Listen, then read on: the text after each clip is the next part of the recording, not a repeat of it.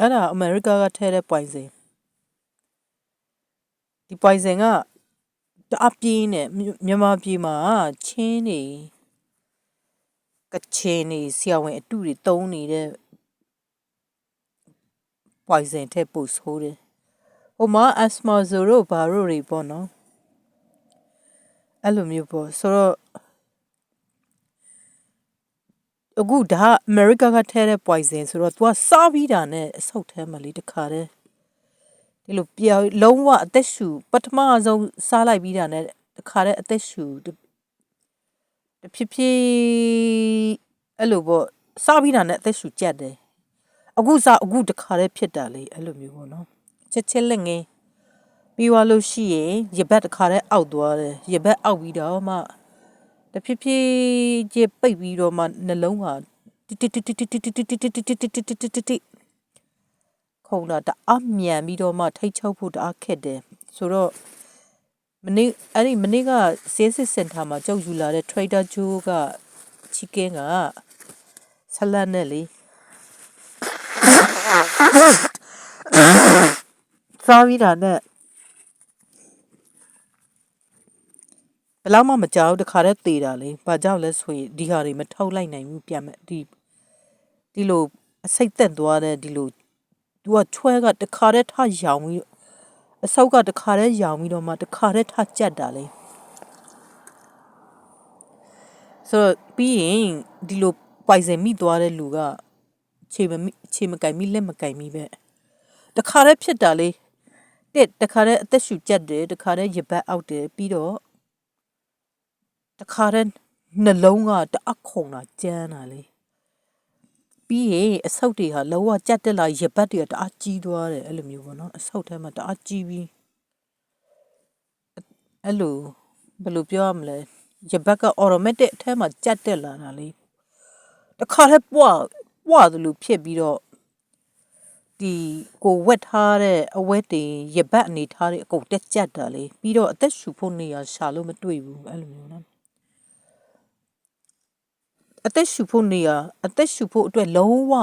ကိုအသက်ကိုဘယ်လိုရှူရမလဲရပတ်ထဲမှာအသက်ရှူဖို့လမ်းကြောင်းမရှိတော့ဘူးအဲ့လိုမျိုးပေါ့နော်တဲ့အောက်တယ်နဲ့ရင်တအားခုန်နေပြီးရင်နှလုံးခုန်တာမှရဆက်ခုန်ပြီးတော့အသက်ကိုပဲအပေါက်ကရှူရမယ်ဆိုတာနားမလည်လောက်အောင်ဖြစ်တယ်ပြီးတော့အသက်နိုင်ဆုံးစူးစမ်းရင်နဲ့အကယ်၍ဒီချွဲလေးတွေကသူကထွက်လိုက်လာတဲ့အန်ထုတ်လိုက်လို့တော်လကောင်းအဲ့လိုမျိုးပေါ့နော်တဖြည်းဖြည်းနဲ့အဲ့လိုထွက်လာတယ်ဟဲ့ထုတ်လို့ပဲတော်လကောင်းထွက်လာပြီးတဲ့နောက်ဆိုရင်နည်းနည်းတော့တက်တာရှိတယ်ဒါပေမဲ့လုံးဝတက်တာသွားတာမရှိဘူးဘာကြောင့်လဲဆို तू ကအစိတ်ကတအပြင်းတာကြောက်ခန္ဓာကိုယ်ထဲမှာ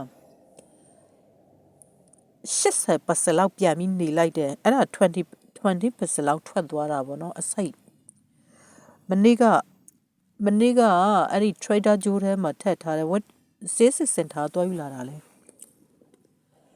ဆေးစစ်စင်တာတွားယူလာတယ်အဲ့ Trader Joe ထဲမှာ Trader Joe ကဆလန်နဲ့ chicken ထဲမှာထည့်ထားတဲ့အဲ့ဒီဆလတ်တွေ chicken တွေထဲမှာထည့်ထားတာပေါ့နော်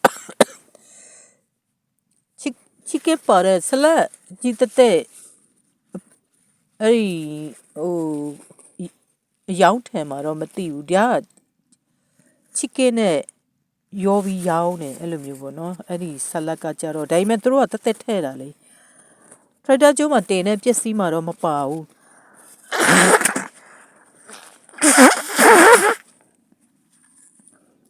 ဒါပေမဲ့ Trader Joe ကနေပြီးတော့ပို့ထုတ်လိုက်ပြီး Trader Joe ကနေပို့ထုတ်လိုက်ပြီးZessit Center မှာထည့်ကြတယ်အဲ့ဒါကအင်္ဂလိပ်အဖြူတွေလောက်တာပေါ့နော်အဲ့ဒါတွေကအဖြူမတွေဆိုတော့ဒေါ်နယ်ထရတ်တို့အုပ်စုလူမျိုးတွေရုရှားတို့ဂျာမနီတို့လူမျိုး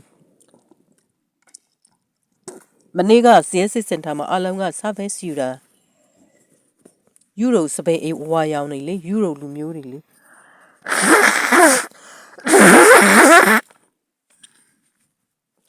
ဆိုတော့ယူရိုလူမျိုးတွေသူတို့ တို့လူမျိုးစပယ်အဝါတွေဒေါ်နယ်ထရန့်တို့လူမျိုးလူတွေဆိုတော့သူတို့လည်းတချို့အဲ့လိုထိထားတဲ့ဆေးအဲ့ဒီပိုင်စင်လေးတချို့မျက်နှာတွေပြီးရမနေ့ကပေးတာသူတို့မျက်နှာတွေပွားတယ်အဲ့ဒီမှာတယောက်ပြီးရင်မနေ့ကပေးတာငရုတ်သီးအစိမ်းအဲ့လိုဖိပါအပွားကြီးတွေပဲပေးတယ်ဒါပေမဲ့ကျုပ်ကတိတယ်ဒီမှာပိုင်စင်တော့ရှိတယ်ဒါပေမဲ့ဘယ်လိုပိုင်စင်လဲမသိဘူးပေါ့အဲ့လိုမျိုးပေါ့နော်ဆိုတဲ့အခါကျတော့ကိုချစ်ကင်းကိုစားတာတော့မဟုတ်ဘူးဒါပေမဲ့အရွက်လေးတွေကောက်စားရင်းနဲ့ကျက်တော်နီလေးကောက်စားကြည့်ရင်းနဲ့တစ်ဖက်နှစ်ဖက်ပဲကောက်စားကြည့်တယ်ချစ်ကင်းလေးတစ်ဖက်လည်းပါဇက်ထဲရောက်သွားတယ်ဒါပေမဲ့ကိုကစားလိုက်တာတော့မဟုတ်ဘူးကျုပ်ကအသားတွေမစားတာတော့တော်တော်ကြာပြီဆိုတော့ချစ်ကင်းကတအားပုတ်တယ်တအားနှံတယ်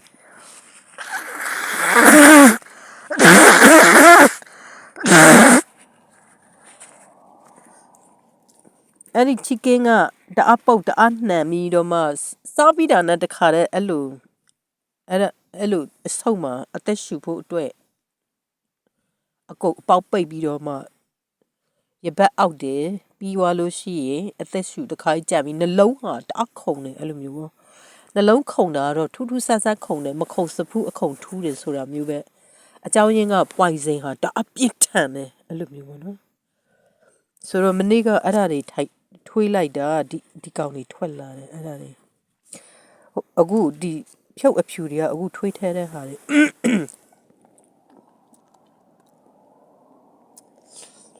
ဆိုတော့တအားပြင်းထန်တဲ့ပွိုင်စင်ပေါ့နော်မြန်မာပြည်မှာချင်းတွေကချင်တွေထက်နေချင်းတွေကချင်ဆရာဝဲအတူလောက်ပြီးတော့လူနာတွေတနင်္သာရီကော့တောင်းမြို့မှာပေးနေတဲ့ဆေးထက်ပွိုင်စင်ထက်ဒီအမေရိကမှာပေးတဲ့ပွိုင်စင်ကပိုပြီးပြင်းထန်တယ်ဒီကောင်ကပိုပြီးတော့မှကျန်းတာလေပြီးတော့တခါတည်းသေသွားမယ်ဆိုတာမျိုးပဲဒါပေမဲ့ဖြစ်ချင်တော့ကျုပ်ကမစားဘူးအဲ့ဒါမစားဘဲနဲ့စားမိသွားတယ်အဲ့လိုမျိုးကျုပ်စားတာအရွက်ကလေးတွေခူးစားကောက်စားကြည့်တယ်ပြီးတော့ကြက်တော်နီဖက်လေးစားကြည့်လိုက်တယ်ပြီးတော့အဲ့လိုမျိုးဖြစ်သွားတာပေါ့နော်